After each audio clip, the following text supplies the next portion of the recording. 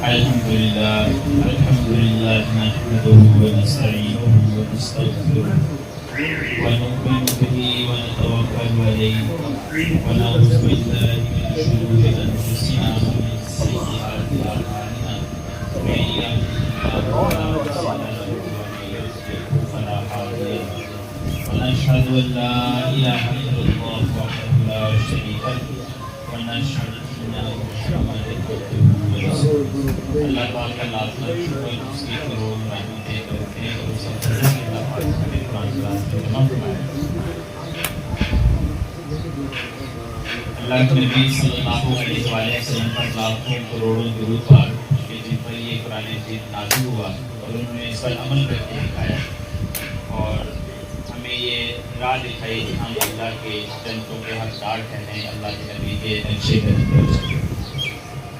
آپ سے گزارش ہے کہ ہماری جو ہے وہ لیکچر نمبر تقریباً 86-88 کا وہ چل رہا ہے،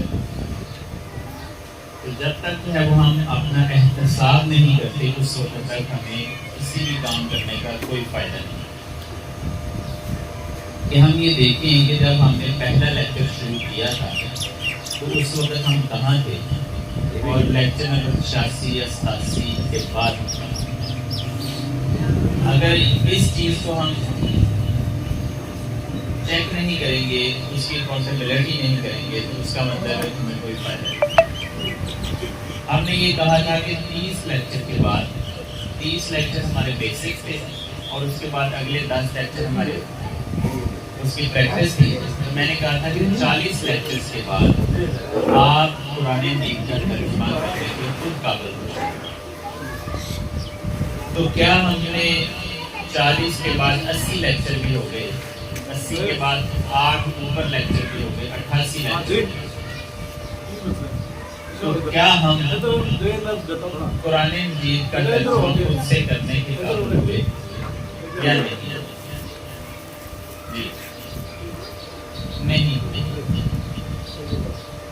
جی، کوئی ایسا بھائی جو کہتا ہے جی میں قرآن مجید کا ترجمہ خود کر سکتا ہوں یا میں کرتا ہوں؟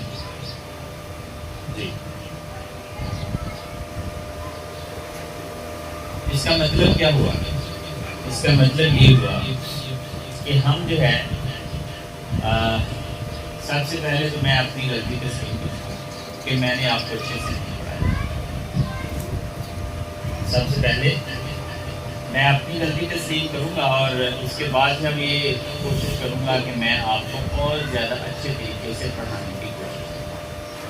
مجھ میں ہی کوئی ایسی کمی رہ گئی ہے جس کی وجہ سے آپ لوگ ابھی تک قرآن مجید کا ترجمہ کرنے کے قابل نہیں، جو میری شدید قسم کی خواہش تھی کہ آپ جو ہے وہ اس کو قرآن مجید کے ترجمے کو خود کرنے کے قابل بنیں، اور اس کے بعد جزوی طور پر اس میں آپ لوگوں کا انٹرسٹ بھی ہو سکتا ہے کہ آپ لوگوں نے اس طریقے سے پراپر جو ہے انٹرسٹ نہیں لیا جس طرح سے اس میں انٹرسٹ لینا چاہیے۔ ہمیشہ ایک بات یاد رکھیے، اللہ کا کہتے ہیں کہ میں اس کو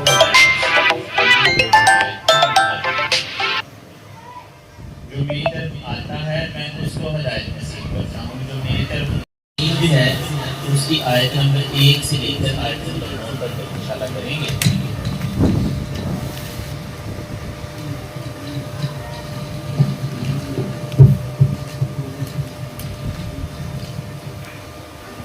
کیونکہ ہمارا جو مقصد ہے وہ یہی تھا کہ قرآن مجید کا ترجمہ ہم خود کر سکیں، اگر مقصد کسی چیز کا پورا نہ ہو تو پھر اس کا کوئی فائدہ نہیں، ٹھیک ہے؟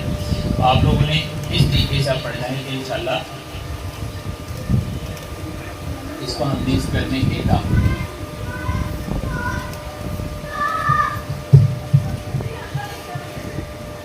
یاسین۔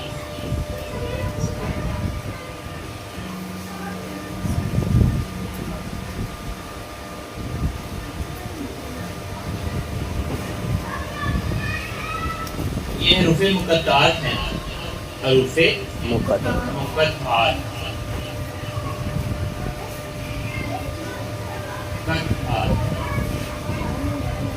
اللہ کے نبی صلی اللہ علیہ وآلہ وسلم سے ان کا مطلب پوچھا گیا تو اللہ کے نبی صلی اللہ علیہ وآلہ وسلم نے فرمایا کہ اس کا مطلب اللہ ہی جانتے ہیں، اس کا مطلب اللہ ہی جانتے ہیں۔ ایک تو اس کا اتارنے کا مقصد یہ تھا، اور دوسرا مقصد جو تھا وہ یہ تھا کہ عرب تھے وہ بہت ہی زیادہ چاہے وہ فصیح و بلیغ ہوا کرتے تھے، بہت بڑے شاعر اپنے آپ کو سمجھتے تھے، اور وہ یہ کہتے تھے کہ ہم جو ہے وہ زباندان ہیں اور پوری دنیا ساری کی ساری گونگی ہے۔ باقیوں کو وہ اجمی کہا کرتے تھے، باقیوں کو کہا کرتے تھے اجمی کہا کرتے تھے۔ اب اس کے بعد وہ اتنے زیادہ فصیح و بلیغ تھے، اتنے زیادہ جو ہے وہ زبان والے تھے کہ اللہ پاک نے کچھ ایسے الفاظ دے دیے کہ جن کو ان کا مطلب ہی نہیں پتا۔ ان کو زج کرنے کے لیے، ان کو نیچا دکھانے کے لیے اللہ پاک نے کچھ ایسے الفاظ اتار دیے کہ جن کا مطلب ان کو پتہ ہی نہیں۔ تو اس وجہ سے یہ حروف مقطع جیسے الف لام میم ہے، ہاں میم ہے، صاد ہے، تو اس طرح کے الفاظ جو اللہ پاک نے نازل کیے، ان کو حروف مقطعات ہے۔ والقرآن الحکیم، اور قسم ول قسم ہے، کیا ہے جی؟ قسم ہے قرآن حکیم، حکمت والا۔ سمجھ آ گئی؟ ایک حکیم کا مطلب کیا ہے جی؟ حکمت والا، سمجھداری والا، یعنی کہ اس کے اندر جتنی بھی باتیں ہیں وہ ساری کی ساری جو ہے وہ حکمت سے، دانائی سے، عقل مندی سے بھری ہوئی ہیں۔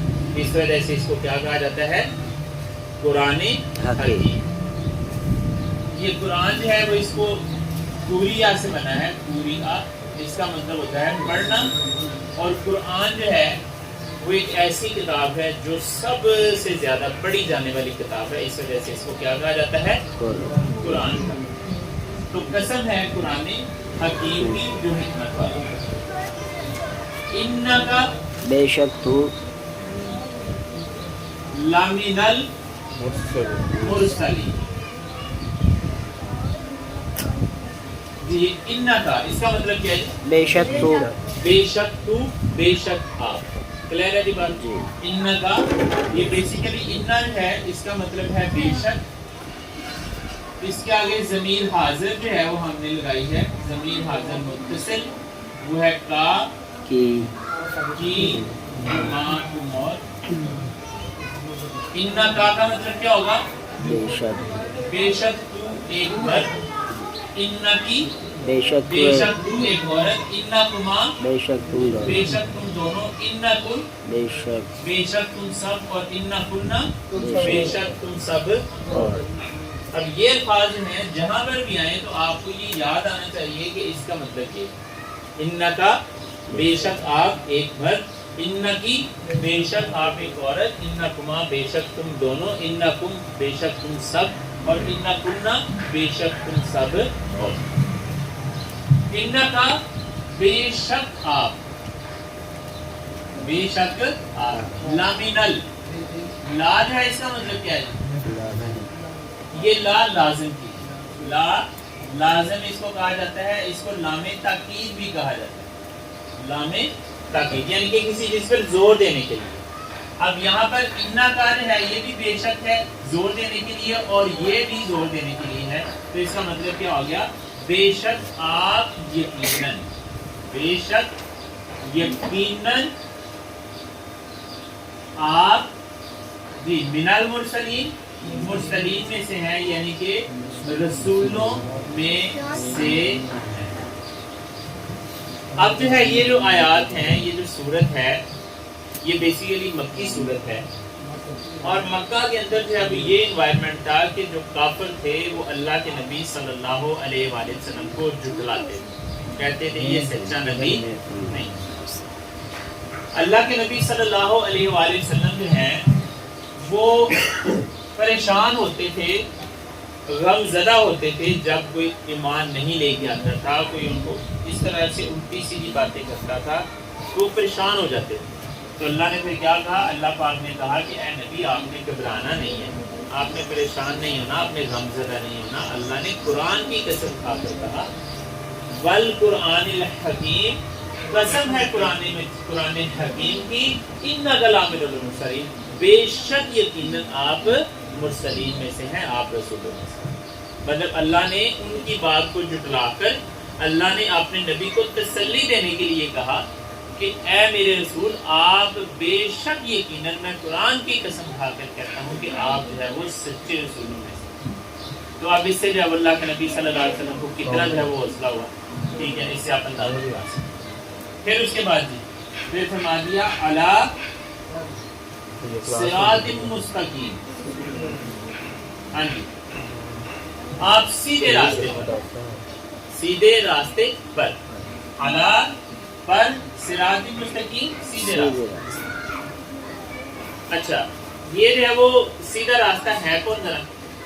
اللہ پاک نے ایک جگہ میں سورہ یاسین میں آتا ہے، کسی اور جگہ پر فاعبدنی، بس میری ہی بندگی اختیار کرو، ھذا صراط مستقیم، یہی سیدھا راستہ. یعنی کہ اپنے آپ کو اللہ کے سپرد کر دینا، اپنے آپ کو اللہ کے سپرد کر دینا، اپنی ساری باتیں ہیں وہ اللہ کے حکم کے مطابق کرنا. اس کو کیا کہتے ہیں؟ عبد. سمجھ آ گئی؟ اس کو بندہ کہتے ہیں، اس کو غلام کہتے ہیں. ہم کہتے ہیں نا غلام ہے، غلام ہے رسول کے غلام کہتے ہیں نا، نعرے لگاتے ہیں. ٹھیک ہے، سیدی مرشدی یا نبی رسول ہیں، غلام ہے رسول. تو جب تک ہم اللہ کے نبی صلی اللہ علیہ وآلہ وسلم کی ساری باتیں نہیں مانیں گے، اس وقت ہم اللہ کے رسول کے غلام ہو نہیں سکتے. غلام وہ ہوتا ہے جو آپ کی ساری باتیں مانتا ہے. مثال کے طور پر حاجی صاحب نے اگر کوئی آپ نے کسی کام پہ کوئی گارڈ رکھا ہوا ہے، کوئی اپنا ملازم رکھا ہوا ہے کہ آپ نے یہ کام کرنا، اب وہ 10 میں سے وہ 8 کام تو مان لے، اچھا سکور ہے نا 10 میں سے 8، وہ برا بھی نہیں ہے. اب 10 میں سے 8 باتیں وہ مان لے اور 2 باتیں وہ نہ مانے، تو ایسا اس کو رکھیں گے؟ ایسا کہیں گے نہیں بھائی، اگر آپ نے اپنی مرضی کرنی ہے تو آپ میری ملازمت سے باہر ہیں، میں آپ کے ساتھ نہیں چل سکتا. تو 10/10 اگر آپ نے باتیں مانی تو تب آپ نے کیا کیا کہ وہ آپ کا ملازم ٹھیک ہے.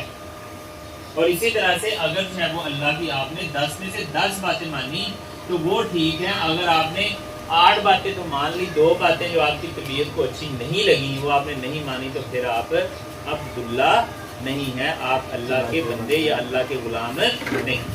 اور جو اللہ کا غلام نہیں ہے وہ سیدھے راستے پر بھی نہیں. تو اللہ کے نبی صلی اللہ علیہ وسلم سے کیا فرمایا اللہ پاک نے کہ بل قرآن حکیم، قسم ہے قرآن حکیم کی، انک لمن المرسلین، بے شک یقیناً آپ مرسلین میں سے ہیں، علی صراط مستقیم، اور سیدھے راستے. سمجھ آ گئی؟ بالکل صراط مستقیم پر. اس کے بعد میں تنزیل العزیز الرحیم. یہاں پر یہ جو الفاظ ہوتے ہیں نا یہ بڑے سمپل سے ہمیں لگتے ہیں، لیکن یہ اتنے الفاظ سمپل ہوتے نہیں، اس کے پیچھے پوری سٹوری ہوتی ہے. مثال کے طور پر تنزیل کا مطلب کیا ہے؟ نازل کیا گیا، نازل کیا گیا. العزیز، عزیز کا مطلب کیا ہوتا ہے؟ غالب. کیا مطلب ہوتا ہے؟ غالب. اچھا، اس عزیز کے پیچھے جو ہے وہ ایک پوری لمبی سٹوری ہے. کیا سٹوری ہے؟ اللہ پاک کہتے ہیں کہ میں نے اس کو نازل کیا ہے اور میں کیا ہوں؟ العزیز ہوں، میں غالب ہوں. یعنی کہ اس پوری دنیا کے اوپر اگر کسی کا غلبہ ہے تو وہ کس کا ہے؟ اللہ کا.